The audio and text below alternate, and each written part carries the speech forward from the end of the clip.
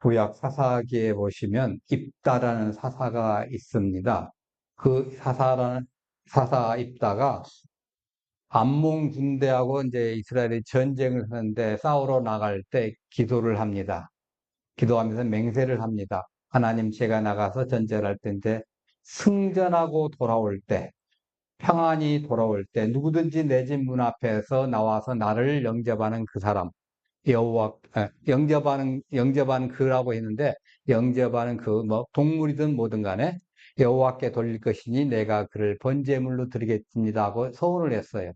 그러니까 보통 보면 개를 키우는 집안에 주인이 나갔다 들어오면 맨 먼저 누가 나와요? 며느리가 나올까? 개가 나올까요? 뭐 어떻게 잘 하시나요? 개가 먼저 나와요. 가장 먼저 나온 게. 그걸 생각을 하고서 지금 입단이 이 맹세를 한 거예요. 그런데 막상 전쟁에서 돌아오는데 누가 나오냐면 딸이 나오는 거예요. 네, 그것도 딸 하나밖에 없는데. 얼마나 승전의 그 기쁨을 어떻게 해서 사라져버리고 마음이 아주 참담했겠죠. 그래도 그 소원대로 딸을 번제로 바쳤습니다.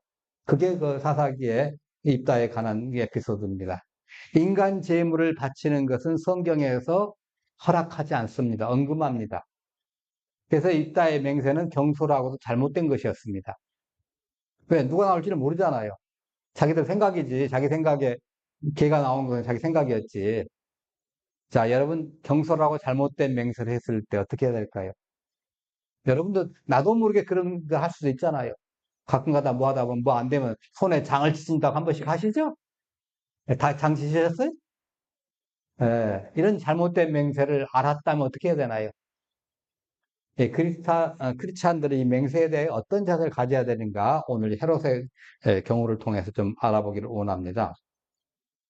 자, 역사적으로 헤롯 안티파스는 그의 형제 빌립의 아내였던 헤로디하고 결혼을 했죠. 그러니까 그 남의 여자를 이제 챙긴 거예요. 그래서 근친상간적인 결혼했다는 비난을 받았습니다. 그것 때문에 그 소리를 듣기 싫으니까 아예 헤롯을 잡아다가 감옥에다 가둬버렸습니다. 물론 세례요한을 가져다가 투옥시켰잖아요. 그 세례요한을 죽일 의도는 없었죠. 단지 그가 말하는 것이 귀에 거슬려요. 혹시게 대중적인 여론을 많이 받아가지고 혹시 자기 통치에 위협이 될까봐 감금을 해버린 거예요. 가급적 그 선풍기는 안 건드리시면 좋겠습니다. 제가 켜놓은 대로 조금 놔두시면 좋겠습니다. 왜냐하면 다른 분들이 힘들어 하십니다. 예. 그래서 헤롯 안티파스가 이제 생일을 맞았는데 귀빈들을 모시고 잔치를 하게 됐어요. 헤롯의 생일 잔치에 참석한 사람들이 그 대신들과 천부장들과 갈릴리 귀인들이었습니다. 이 정부의 고위 관료들이 이제 오겠죠. 군대의 고위 장교들이 옵니다. 장군들 뭐 해가면서 중요한 사람 다 옵니다. 또 지역의 유력 인사들이 다 참여했습니다. 이 사람들은 단순한 손님이 아니라 헤롯의 정권의 기반이 되는 중요한 사람입니다. 그래서 정책을 결정하는데 이 사람들의 의견을 많이 따를 수밖에 없습니다. 자, 그 자리에서 헤로디아가 데려온 딸, 살롬이라고 하는데 이 딸이 춤을 춘 거예요. 성경에 그 딸의 이름이 명확하게 나오지 않습니다. 다만 요세푸스가 지난주에 말씀드린 것처럼 헤로디아의 딸의 이름이 살로메라고 기록을 했죠. 사실은 이 살로메라는 이름이 성경에 나옵니다. 근데 이 헤로디아의 딸로 나오는 것이 아닙니다. 예수님을 아주 지극정성으로 잘 섬기는 정말 모범적인 요즘 말하면 권사님 정도 그렇게 그 역할을 하는 이제 분으로 나옵니다. 여러분이 그 예수님 십자가 처형할 당시를 한번 쭉 읽어보시면 그가 누구인지를 바로 아실 수 있을 겁니다. 근데 하여튼 헤로디아의 딸 이 살로메가 와가지고 춤을 추는데 아주 육감적인 군무를 춥니다. 매우 강렬하고 감각적으로 춥니다. 그래서 이 헤롯이 그 춤에 그냥 매료가 돼버렸습니다. 그 춤을 보면서 그 즐기면서 이성적인 판단을 잃어버렸어요. 아주 탐욕스럽고 권세 있는 재앙으로서 내가 이 아주 엄청난 재앙의 그 권위를 가진 것처럼 그걸 즐기는 거예요. 아주 기분을 아주 누리는 거죠. 그래서 그 순간에 바로 자기 권력을 가시하고 싶어 했습니다. 분위기에 도취돼가지고 현실 감각을 잃어버린 거죠. 그래서 7절에 이 헛소리를 한 겁니다. 같이 한번 읽어보십시다. 헤롯이.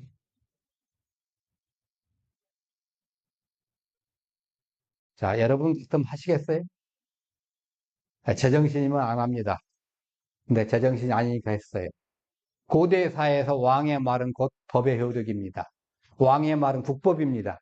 그러한 체제에서 왕의 명령이나 약속을 번복하는 것은 왕의 권위 자체를 훼손하는 행위입니다. 우리 사극보면 같이 보면 왕실의 권위를 높이 서서 막 그런 뭐 신하들의 막 그 소리가 나오잖아요.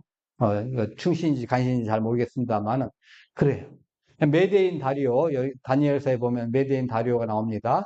이 다리오 왕이 모함에 빠진 다니엘을 살리고 싶어 했지만은 자신의 어인이 찍힌 그 문서, 그 공문서 때문에 다니엘을 어떻게 해요? 사자굴에 집어 던지게 만듭니다. 예. 그래 놓고 다니엘을 구원하려고 생각을 한 거예요. 얼마나 답답하겠어요. 그래서 마음을 쓰며 그를 건져내려다가 힘을 다하다가 해가 질 때 이르렀다라 하면서 한 거죠. 그래서 그 고민을 많이 했습니다. 물론 다리오 왕은 자신이 내린 명령이 다니엘에게 해가 될 것임을 분명히 알았죠. 아, 이거 다니엘을 갖다 이제 힘들게 하는구나. 그렇지만은 그 명령을 취소할 수가 없었어요.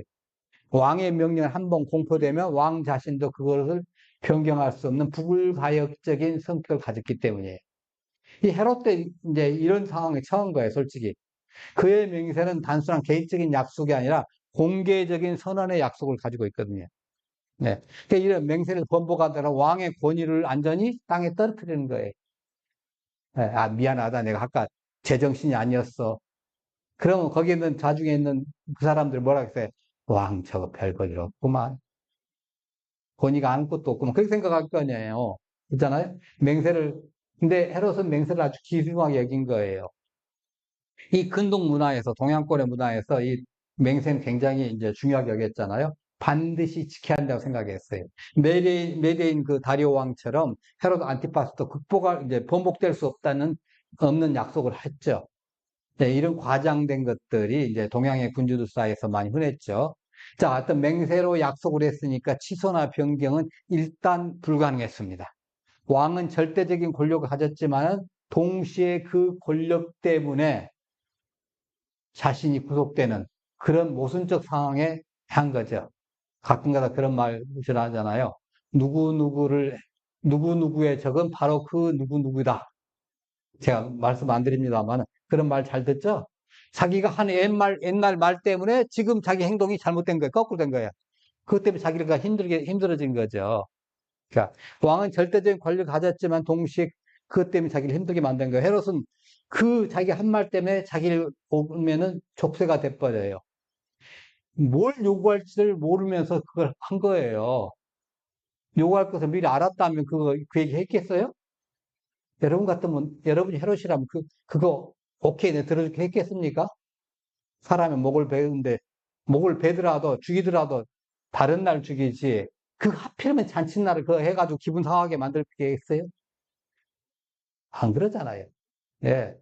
그런데 뭐라고 그렇게 합니까? 8절에 그가 제 어미의 시킴을 듣고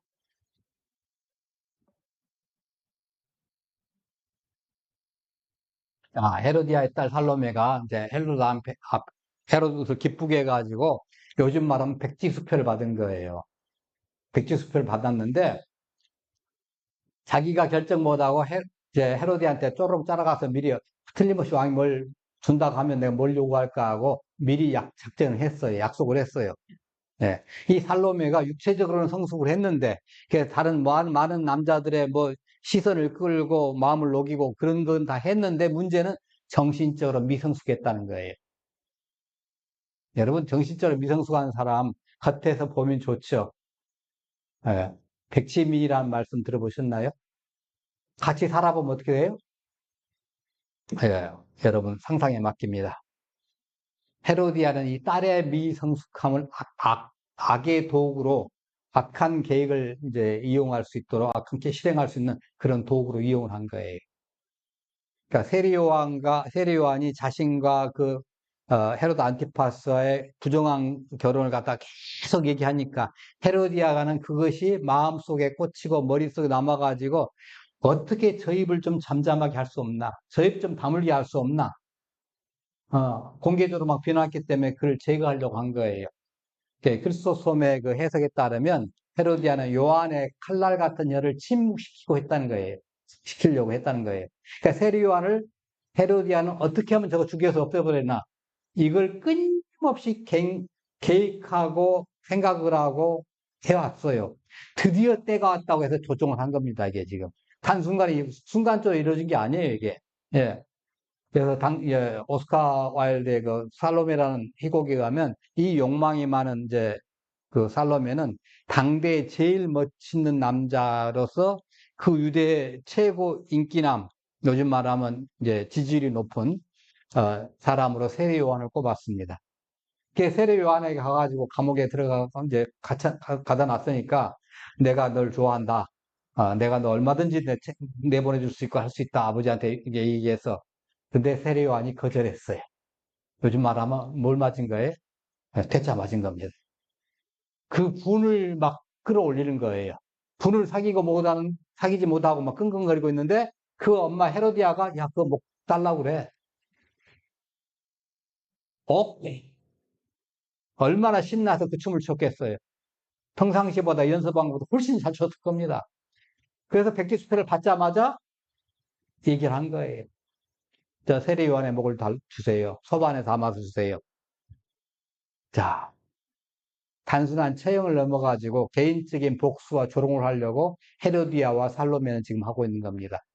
많은 이 중요한 인사들이 모인 공식적인 자리에서 이걸 이용해서 헤롯이 약속을 번복하지 못하고 아주 그 압력을 가한 거죠. 그잖아요. 그러니까 헤로디아가 착각한 것이 비록 세례 요한이 자기들의 그 부정한 결혼을 갖다가 막 책망하고 비난하고 하지만은 이 세례 요한을 제거한다고 해서 자신들의 문제가 해결됩니까? 여러분 그렇게 생각하셔요? 예.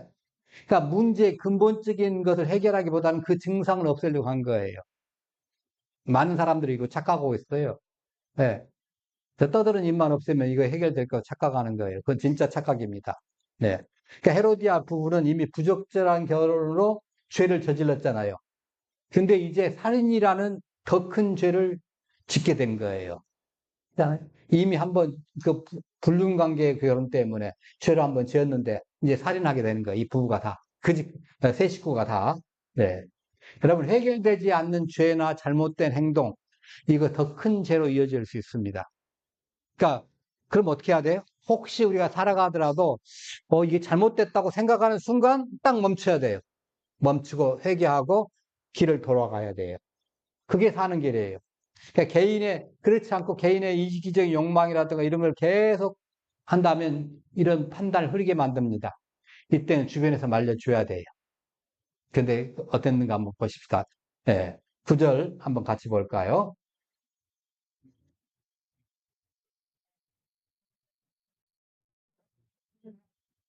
네. 자, 헤롯은 무엇을 근심했을까요? 무지한 사람을 죽이는 것에 대한 양심의 가책이 하나 있었겠죠. 자기도 세례요한이 죄가 없다는 거 알아요. 자기 비방한다고 그 죽일 죄가 아니잖아요. 있잖아요. 사실대로 적시했는데, 있지 않습니까? 아무리 듣기 싫은 건 사실이지만은 사실을 얘기했기 때문에. 자, 근데 문제는 더 큰 거예요. 세례요한의 죽음으로 발생할 수 있는 밀란, 그거에 대한 두려움이 또 있어요. 의인 죽이는 것에다가 혹시 또 밀란이라면 어떡하지? 그런 거 있잖아요. 그런데 한편으로 또 뭐가 있습니까? 맹세를 지켜야 한다는 문화적, 종교적인 압박이 있는 거예요. 예. 그래서 무고한 사람을 죽여야 되느냐, 아니면 이 맹세를 지켜야 하느냐, 이것 때문에 고민한 겁니다. 그때 이 참석자들은 어떻게 했는가 봅시다. 에레미야, 때 보면요. 엘리야김 그 왕 때 에레미야 36장 25절에 보면 그게 있습니다. 자, 24절, 25절 같이 읽어볼까요? 왕과 그의 신하들이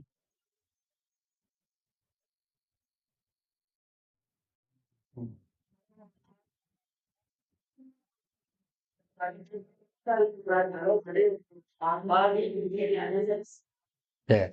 그 왕도 못된 왕이에요. 그 왕도 못된 왕인데 그 신하들은 어떻게 했어요? 잘못됐다고 한 거예요. 당신 잘못됐습니다. 네. 왜냐하면 성전을 수리하다가 뭐가 나왔죠? 성경이 나왔어요. 두루마리 성경이 나왔어요. 그거 불태우라는 거예요. 근데 그거 안 된다 하고 그의 신하들이 막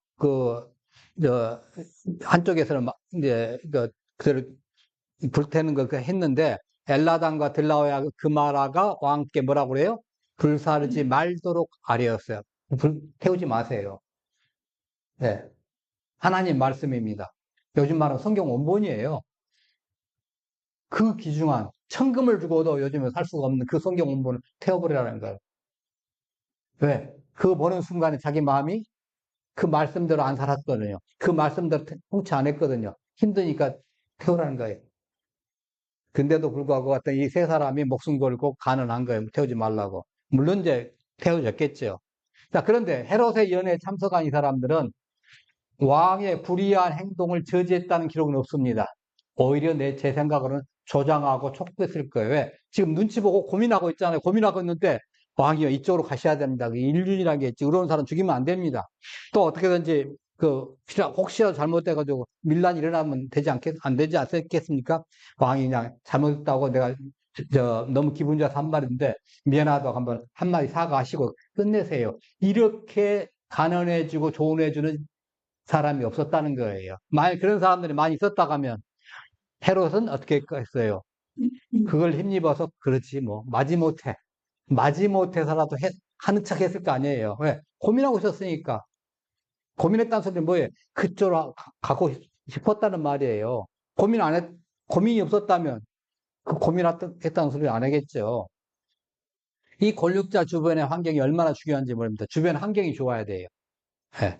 예, 여러분 같은 깃털을 가진 새들이 함께 모인다는 말이 있죠.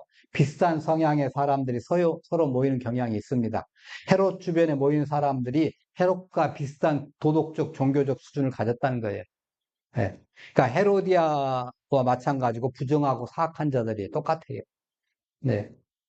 그러니까 권력자 주변에 이러한 권력자 옆에는 사악한 부정적인 생태계가 딱 형성된 겁니다. 예, 그 부정의 실마리. 그들은 왕의 잘못을 지적하는 대신에 제 생각에는 왕이요, 왕실의 권위를 세우셔야죠. 채통을 세우셔야죠. 틀림없이 그랬을 거예요. 우리나라 사극에서 간신들이 한 것처럼. 네. 그러면서 충신들 죽이고 그랬잖아요. 그의 비위를 맞추고 아첨을 한 거죠. 진실을 말하는 대신 자신들의 이익을 위해서 권력자들의 잘못을 부추겼을 거예요, 아마. 네. 자, 이들은 헤롯의 경솔한 행동에 대한 이제 맹세의 증인이 된 겁니다. 동시에 헤로디아의 살인 계획에 동죽을 한 거예요. 그들은 단순한 방관자가 돼서 이제 된 것이 아니라 이제는 적극적인 참여자가 되고 말았어요. 그래서 결국은 헤롯은 결정을 합니다. 자, 참수해라 한 거죠. 특히 세리와는 정식 신문도 없이 재판도 없이 채용된 거예요. 데려다가면 저기 신문하고 재판하고 채용되잖아요. 그냥 가져다 놨다가 기분 나쁘다고 자기한테 기분 나쁜 소리 했다고 가져다 놨는데 이제 또 이게 이 약속 때문에 그냥 죽여라 그런 거예요. 자, 이것이 당시의 법적 절차를 완전히 무시한 행위죠. 예. 아주 포압적인 통치권 행사합니다. 모세 율법에 따르면 참수형은요, 아주 제한적으로 합니다. 딱, 이게, 제한되어 있는데, 종교적인 배신, 예. 그 다음에 우상숭배, 이 경우에만 참수하도록 돼 있어요. 그 외에는 참수가 아닙니다. 보통 뭐예요? 공개 재판할 때 돌로 맞아 죽잖아요. 근데 종교적인 배신이나 우상 숭배할 때는 이게 참수를 하도록 돼 있어요. 그런데 세례요한의 참수형은 뭐예요? 그리스나 로마의 간섭이에요. 자, 헤롯의 이러한 간섭은 유대 전통의 또 그 이스라엘의 율법에 어긋나는 거잖아요. 헤롯은 이제 자신이 유대인이라고 유대인한테 친화적인 관계를 보이기 위해서 나도 유대인이라고 가끔가다 그런 장사하는 그런 사람들 있잖아요. 예, 경상도에 가면 나도 경상도 사람이다. 그래, 전라도에 가면 자기 어머니가 전라도 사람이었다고, 충청도에 가면 자기 마누라가 충청도 사람이라고 4, 5시간 다 돌려도 됩니다. 전국을 다, 팔도 다 하면 다 자기하고 연관이 있어요. 그렇게 만들어내는 것처럼 이 헤롯이 그렇게 한 거예요. 말로는 그렇게 했는데 행동은 뭐예요? 전혀 안 따라. 바로 그거죠. 행동은 뭘 따랐어요? 이방 문화와 간섭을 따른 거예요. 예.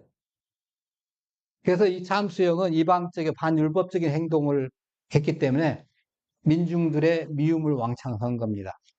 그러니까 헤롯의 입술은 유대인, 자기가 유대인이라고 정체성을 주장하면서 왜 개종했다 이거예요. 원래 이두메 사람이지만은. 근데 행동은 모순된 겁니다. 그 권력자가 자기 권력을 남용해서 정의와 전통을 완전히 무시해버린 겁니다. 예. 그랬더니 결국 그대로 11절에 이런 끔찍한 일이 일어납니다. 같이 한번 봅니다. 그 머리를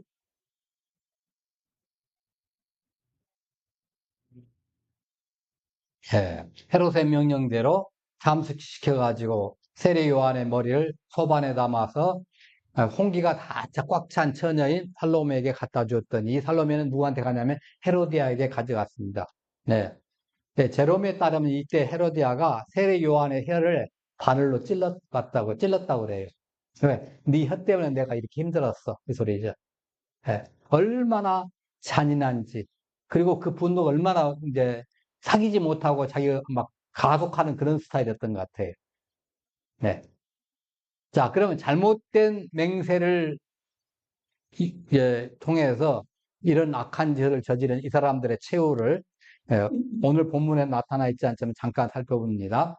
헤롯은 나중에 그 아레타스 왕과의 전투에서 패배했어요. 첫 번째 부인하고 강제 이혼시켜가지고 했다잖아요. 그 부인의 영향이 컸죠. 그래서 로마 황제가 분노했어요. 그래서 프랑스 리옹으로 이제 유배를 보냅니다. 추방시킨 거죠. 네. 소환시켜가지고, 그래서 헤로디아가 같이 따라가가지고 거기서 비참한 치유를 받았고요. 또 이 살로메는 나중에 이제, 소설 살로메에서는 이제 거기에서 죽지만은 실제 역사에 의하면 얼음 위를 걷다가 날카로운 얼음에 목이 찔려 죽었다는 거예요. 자기가 세례요한한테 했던 그것 때문에 고대를 받는다는 거죠. 자, 여러분 헤로드 안티파스는 잘못된 맹세를 지키기 위해서 최후의 영적 투쟁을 이제 때로는 거쳤잖아요. 고민했으니까. 근데 그때 그 갈등을 겪었지만은 뭘 택한 거예요? 의를 택한 것보다는 자신의 위치와 체면을 선택한 거예요. 네, 자신의 그 이익과 권력 유지를 위해서 도덕적 판단 이거 제껴놓은 거예요. 하나님의 율법도 제껴놓은 거예요. 네, 이거 하나예요. 자, 그러면 우리가 하나님의 사람으로서 맹세에 대해서 하나님이 원하시는가가 무엇인가 우리 한번 좀 살펴봐야 할 것 같습니다. 자, 성경은 어떻게 맹세를 얘기하고 있는가 좀 보십시다. 민수기 30장 2절에 보면요. 민수기 30장 2절에 사람이 여호와께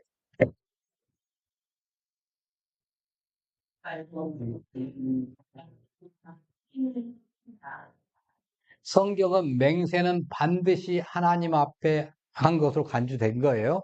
그리고 그것은 하나님의 명령이고 위반하면 하나님으로부터 처벌을 감수해야 됐어요. 그래서 만약 맹세가 거짓 맹세거나 잘못된 맹세라면 그때 이제 그것을 실행할 경우에 이렇게 잘못된 이제 결과가 발생해서 죄가 된다면 어떻게 해야 되냐는 거죠. 네. 그래서 만약 우리가 아까 서두에 봤지만 사다 입다가 자기의 딸이 이렇게 됐으면 아 하나님 제가 잘못됐습니다 하고 그 자리에서 주저앉고 회개하고 잘 경솔한 맹세를 한 죄에 대해서 회개하고 이제 제사를 올리고 속죄 제사도 올리고 회개를 했다 가면 딸을 살았죠. 그 우리도 그 사사기 그 본문을 보는데 불편한 마음이 없어졌겠죠. 그런데 그럴 거예요. 자, 근데 어떻게 해결했는지 또 해결한 경우도 있습니다. 잘 된 경우. 자, 사울이 블레셋 군사하고 이제 전투를 할 때 이렇게 맹세를 합니다. 내가 내 원수에게 보복하는 때까지 아무 음식이든지 먹는 사람은 저주를 받을지어다 했어요. 여러분, 전쟁터에서 허기진 상태에서 전투하겠다는 이런 멍청한 생각을 한 거예요, 이 사울이. 의의는 좋아요. 내가 기어 이기겠다. 그 의견은 좋죠. 근데 그것에 지나쳐가지고 배고픈 상태에서 제정신이 됩니까, 여러분? 판단력이 제대로 돼요? 네? 하루에 2만 보씩, 3만 보씩 걷는, 이제, 분들, 그렇게 일하시는 분들, 식사 다 거르고 나서 그렇게 일하러 가면 어떡하겠습니까? 그러니까, 한집산이. 정말, 참 끔찍하죠? 예. 제정신이 아닐 거예요, 아마. 근데 그 아들 요나단이요, 아버지의 맹세를 못 들었어요. 그리고 지나가다니다 보니까, 전투하러 돌아다 보니까 산에 벌꿀이 있는 거예요. 그걸 따다가 찍어 먹고 눈이 번쩍 뜬 거예요. 예. 갑자기 해롱해롱 하는데, 이게 이제 당 보충이 돼가지고, 한 거 여러분 힘들고 뭐 할 때 사탕 하나씩 가지고 다니시다가 입에 넣으시잖아요. 그런 것처럼 지금 이게 요나단이 그렇게 된 거예요. 사울이 이 사실을 알았어요. 요나단아, 네가 반드시 죽으리라. 맹세대로 하려고 하니까 백성들이 만류합니다. 못하게 합니다. 여러분, 만일 맹세대로 했다면 살인하지 말라는 하나님의 계명을 범할 뻔했잖아요. 그죠? 또 사울을 피해 다니던 이 다윗 일행이 나발이라는 그 사람의 부자인데 그 사람들의 목자와 양들에게 밤낮 다윗의 이제 진 사람들의 몇백 명이 이제 진을 치고 있으니까 그 사람들에 대해서 뭐 들짐승이라든가 아니면 그 불황배들에 의해서 하나의 담이 되어줬잖아요. 여러분, 경찰서 앞에 있는 집 함부로 감히 강큰 도둑이 아니고서 내가 거기 들어가겠습니까? 예. 저 집이 다 비었다, 텅텅 비었다 해도 함부로 들어가겠어요? 웬만한 강큰 도둑아니 못 들어갑니다. 그런 것처럼 그런 것이 돼준 거예요. 그러니까 이 다윗이 배가 고프니까 음식이 조달 안 되니까 나발한테 야 우리가 그 정도 했으니까 음식 좀 보내. 그랬는데 그래서 안 돼. 하고 거절을 당한 겁니다. 그러니까 다윗이 머리에 뚜껑이 열렸어요. 그래서 하는 말이 자 내가 그에게 속한 모든 남자 가운데 한 사람이라도 아침까지 남겨두면 하나님은 다윗에게 이건 뭐 하겠다는 거예요? 나발의 집안에 있는 모든 남자를 다 죽이겠다는 거잖아요. 아, 이거 큰일 났어요. 이걸 누가 들었냐면 나발의 아내 아비가일이 들은 거예요. 그래서 바로 이제 나름대로 음식과 예물을 챙겨가지고 다윗에게 쫓아와가지고 다윗이 출발하기 전에 쫓아와가지고 부부가면서 뭐 이제 엄청나게 하죠. 어, 제발 그거 하지 마세요. 복수하지 마세요. 그 음식과 이 아비가일의 청을 듣고 다윗은 경솔한 맹세를 이제 보복하지 않게 됐죠. 하나님께 죄를 짓지 않게 된 겁니다. 예. 하나님께서는 경솔한 소원이나 경솔한 맹세를 이행을 해가지고 범죄하기보다는 차라리 속죄죄를 지어가지고 경솔한 맹세를 한데, 경솔한 말을 한 그 죄가 있으니까, 그거에 대한 속죄죄를 드리고 회개한 다음에, 이제 하라는 거죠. 회개하라는 거죠. 예, 그걸 지금 말씀을 해주셨어요. 예, 레위기 5장 4절 6절 한번 같이 읽어보실까요? 만일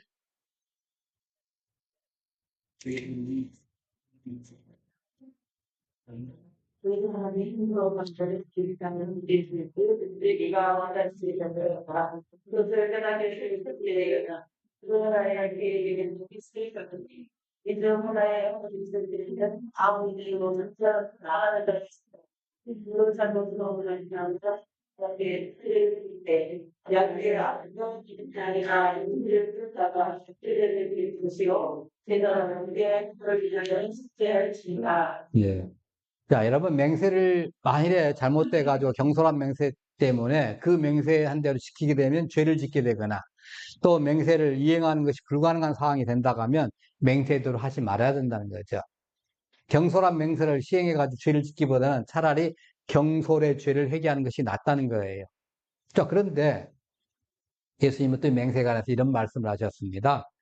맹세의 남용을 우려하셔가지고 일체 맹세를 하지 말라고 하셨어요. 예, 여러분 어떻게 하셨는가 봅시다. 자, 옛사람에게 말한 바 헛맹세를 하지 말고 내 맹세한 것을 주께 지키라는 말을 드렸으나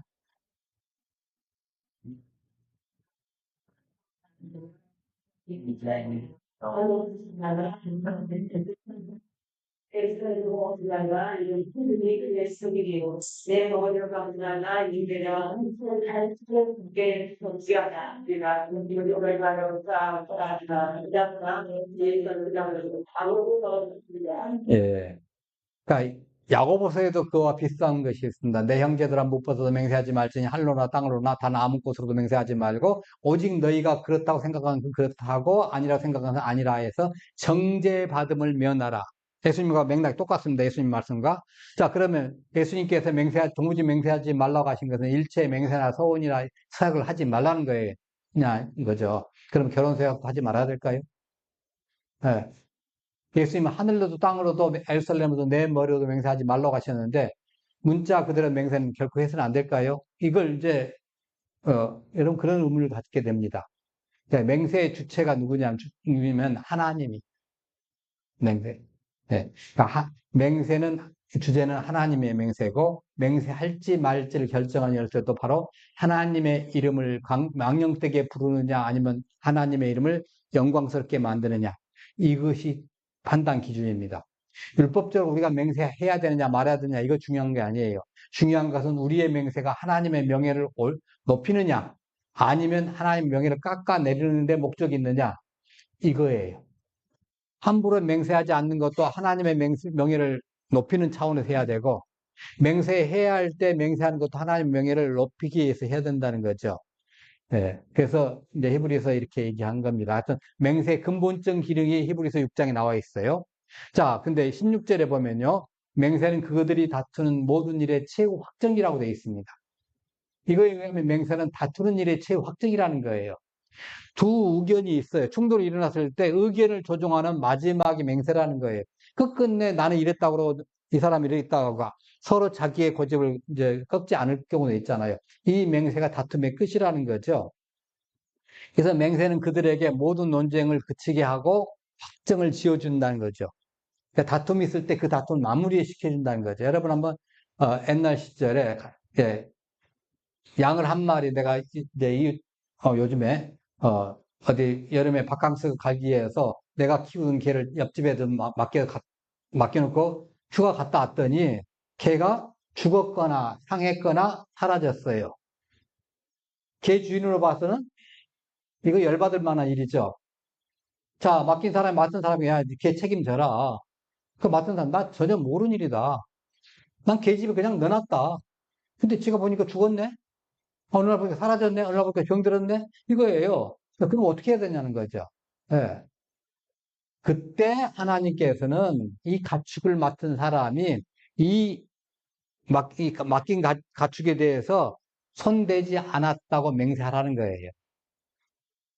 예. 그러면 그 맹세한 것을 가축을 맡긴 사람이 듣고, 아, 손대지 않았구나. 하나님 앞에 맹세하는구나. 그러면 그것을 듣고 믿고 그대로 따라가지고 이제 그 정도에 따라 배상할 것인가 말 것인가 또는 배상의 뭐 정도를 갖다가 이제 결정하라는 거죠.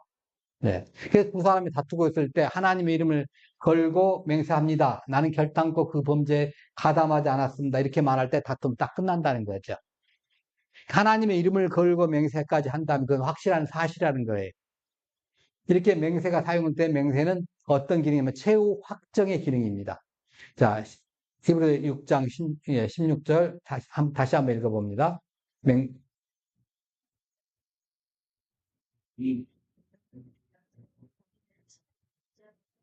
예. 그러니까 보통 맹세는 자기 위에 있는 권세를 두고 말하지. 야, 나 우리 강아지를 두고 맹세할게. 그런 사람 없죠? 그잖아요?